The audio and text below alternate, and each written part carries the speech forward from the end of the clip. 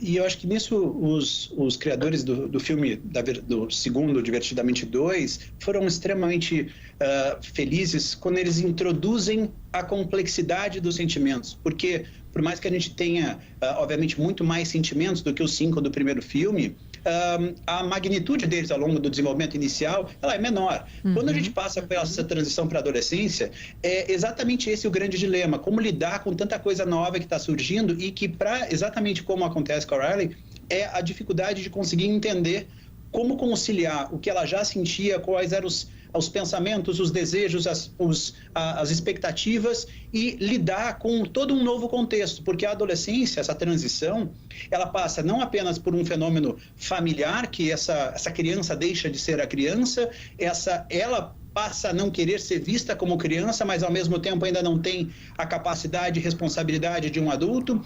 Ela tem uma mudança corporal importante, ela tem uma mudança hormonal muito importante, um papel social que muda, há uma expectativa diferente do que essa criança agora vai conseguir fazer, ou que ela deveria ou não deveria executar. Então, tudo isso acaba tendo como consequência essa mistura de sentimentos. E eu acho que o filme consegue ser extremamente feliz ao trazer isso de uma maneira muito criativa, esse predomínio da ansiedade, né, que toma posse, né, ao longo desse filme, como sendo a grande gestora ali das emoções em um dado momento, porque é exatamente isso, de uma hora para outra, a opinião dos outros, a preocupação com o desempenho, a dúvida sobre o seu próprio valor, o seu papel no mundo, começa a ser uma grande avalanche dentro do processo da adolescência. Isso é a adolescência. Eu acho que o Divertidamente, ele é uma aula, sim, para poder trabalhar emoções com crianças e agora também com adolescentes, mas uma coisa que às vezes eu vejo algumas famílias perdendo essa visão, essa oportunidade. Esses 2 filmes são uma aula para os pais, de como entender a mente de uma criança, como ajudar efetivamente, como a gente faz no filme, a mergulhar dentro dessas emoções e dessas confusões que estão ali dentro. Se no primeiro filme a gente aprende a importância dos momentos de tristeza para que a gente consiga construir algo novo, nesse segundo a gente percebe como é importante a gente aprender a lidar com essa multiplicidade de sentimentos dentro da vida de um adolescente. É que vem junto o tédio, vem junto a vergonha. Aquele da vergonha, que acabou de aparecer, que é o ali, grandão, né? E ele fica o grandão, a vergonha e tudo junto, né? Aí o tédio tá com um aplicativo. Fica com um aplicativo, esperto, um smartphone atirado. Aquela verdinha pequenininha ali, eu esqueci quem ela é. A inveja. Que ela é pequenininha justamente para dar essa dimensão de que fica pequeno. A gente fica pequeno quando tem inveja.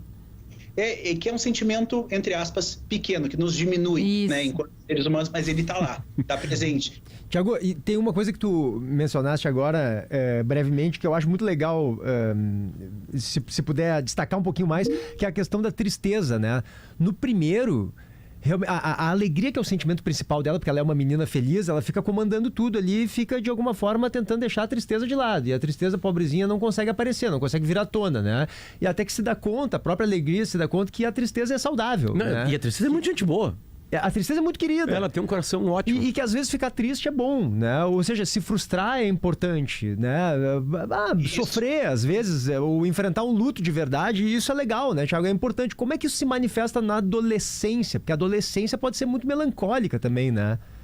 Sem dúvida, sem dúvida. E esse eu acho que é um dos temas, a minha área de interesse na pós-graduação, mestrado, doutorado, foi exatamente a depressão na adolescência. Então esse é um tema que eu sempre gostei muito de entender e estudar. A depressão, muitas vezes a gente associa a depressão, até eu vou pegar emprestado um termo que o meu orientador, o Christian Killing, falava, que tem a depressão com D maiúsculo e a depressão com D minúsculo.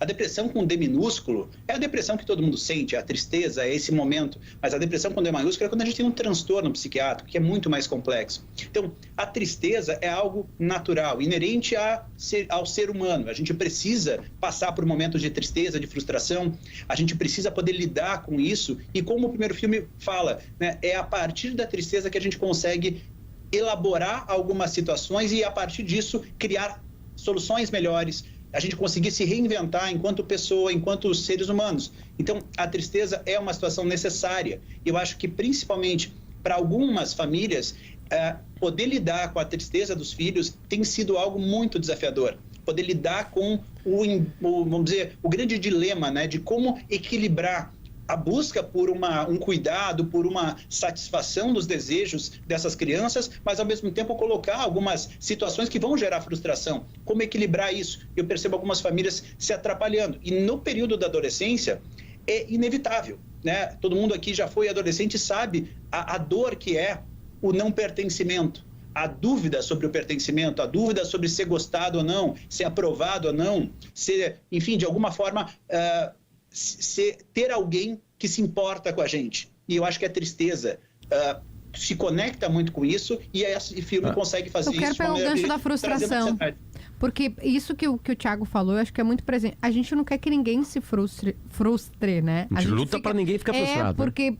E ver uma criança, esse é o meu trabalho diário, e ver uma criança se frustrando, a nossa é automático, tu quer agir para impedir que ela caia, para impedir que ela se machuque, para impedir que ela sinta dor.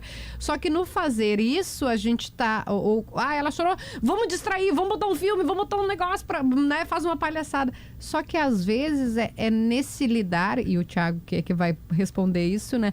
Com a frustração, aliás, às vezes não é sempre, que a gente cresce. A gente não sai igual, né? Quando tem uma dor, uma perda, uma frustração. Eu vejo o meu filho, ele fica frustrado porque ele pega aquele carrinho que tu deu de presente pra ele, que o Davi te deu de presente, e ele não consegue, por exemplo, é uma coisa que empurra, assim, né? Sim, quase um carrinho de mão. Tipo um carrinho de mão, né? Ele vai empurrando. E aí, o que acontece? Quando bate no tapete, o carrinho não anda mais, tá? Um exemplo bem simples, tá, gente? Pra você captar e você entender metaforicamente. Aquela é a frustração. Qual é o meu ímpeto, assim, a minha atitude automática? Ir lá pegar o carrinho e botar por cima do tapete, porque daí vai passar. Aquilo ali é um pequeno, né? Um pequeno quebra-bola, vamos descrever assim. E aí a psicóloga falou, o Thiago falou assim: você fazendo isso, você está impedindo que ele, primeiro, descubra qual é o caminho. Enfrente os obstáculos, e sinta aquela dor. Mas é automático. Seja, eu não quero que ele quando tu empurra o carrinho... tu empurra o carrinho, empurrando o carrinho pra ele, tu tá fazendo um vereador que só vai pra tribuna pra fazer corte e depois botar na internet. E aí ela falou assim, tu pode empurrar, mas mostra pra ele isso aí, né? E a frustração que ele... viu, é uma coisa idiota, né? Que é uma coisa pequena, isso que eu quero dizer, não é que é idiota, pequena. Mas a frustração que ele sente ali é algo que ele tem que sentir, Thiago, e que tá bem, ele vai se frustrar. Ele vai ter que lutar, Thiago, para botar aquele carrinho em cima do tapete, é isso? Qual é o caminho certo numa situação metafórica como essa? Quando a gente lida com situações de frustração, com bloqueios, com interrupções, com barreiras ao longo da vida, eu acho que essa é a grande questão. O dilema que eu acho ser mais importante dentro de uma avaliação de um pai, de uma mãe, é conseguir avaliar quais são os momentos de intervir ou não intervir. A intervenção, ela faz sentido quando a gente identifica que é algo que a criança não tem a capacidade de fazer sozinha. Quando a gente faz algo que a criança teria a possibilidade de fazer sozinha, daí sim a gente entra no território do mimar, do fazer algo que essa criança se torna menos capaz de se desenvolver. Então a gente acaba privando ela da oportunidade de aprender. Né? Eu acho que eu sempre gosto de trazer o tema da disciplina, né? É muito em voga o tema dessa palavra, e a gente tem a associação, se a gente for olhar no dicionário, disciplinar sempre está muito pautado, muito conectado com a ideia da punição, né? Ou disciplinar, um ato disciplinar, mas na verdade disciplina vem da mesma raiz de discípulo. Então disciplina no final das contas é ensinar, é trazer um conhecimento e informação para alguém que conhece menos. O discípulo é aquele que aprende de alguém mais experiente. Então disciplinar uma criança é poder prover as oportunidades de aprendizado para que ela consiga se desenvolver e cada vez ela precise menos do seu mentor, seu mestre, seus pais. Thiago, o filme não entra muito nisso, o tédio até tem uma tela na frente dele, né? Enfim, e tem momentos do filme que ele sai da tela, porque algo muito grande está acontecendo, enfim. Mas ele fica quase todo o tempo na tela, né? Eu queria que tu misturasse, porque talvez um Divertidamente 3 vai aparecer mais telas. Porque a Hailey, né? Riley vai crescer mais ainda, né? E acho que vai ter mais telas na vida dela. Porque a nossa vida adulta tem um monte de tela na nossa frente, enfim, né? Thiago, eu acho que essa é a grande mudança comportamental real dos últimos tempos, digamos assim, né? Porque o mundo vinha criando as crianças de uma maneira quase que igual, né? Eu acho que teve a grande movimentação de sair da zona rural para a urbana, né? E aí nós estamos vivendo com as telas uma nova revolução, um novo jeito de lidar com crianças e pré-adolescentes e adolescentes também. Eu acredito que sim, Potter. Eu acho que isso, inclusive, deveria ser um tema mais recorrente, inclusive, dentro das nossas discussões. Eu acho que tem um tema, eu até tenho um podcast que eu escutei esses tempos, do Andrew Huberman, que é o Huberman Lab, que é um professor da Harvard, que faz muito coisas relacionadas à neurociência. Ele trouxe um especialista falando um pouco sobre mídias sociais, sobre telas.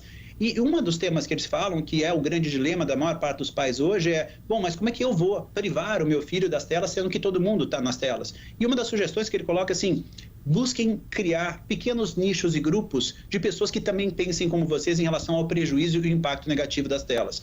Eu não acho que a gente tem que negar a modernidade, mas eu acho que a gente confundiu um pouco isso nos últimos tempos. As telas se tornaram um pedaço grande demais na vida dessas crianças, e eu acho que a gente subestimou, inclusive. Eu não acho que as telas em si, elas são maléficas e elas são um retrato de tudo que tem de ruim. Não, acho que tem muita coisa boa que pode vir das telas, mas ao mesmo tempo a gente corre um risco de delegar, terceirizar um pouco algumas questões para as telas.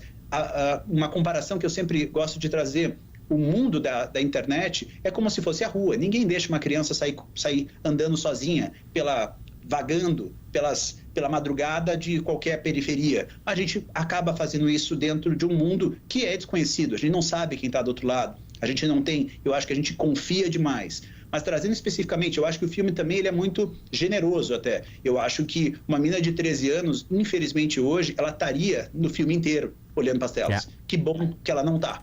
Mas a verdade é que a gente tem um cenário hoje muito preocupante, onde a proporção de telas na vida das crianças tem sido exagerada e com várias repercussões. Cada vez mais a gente tem estudos tentando elucidar.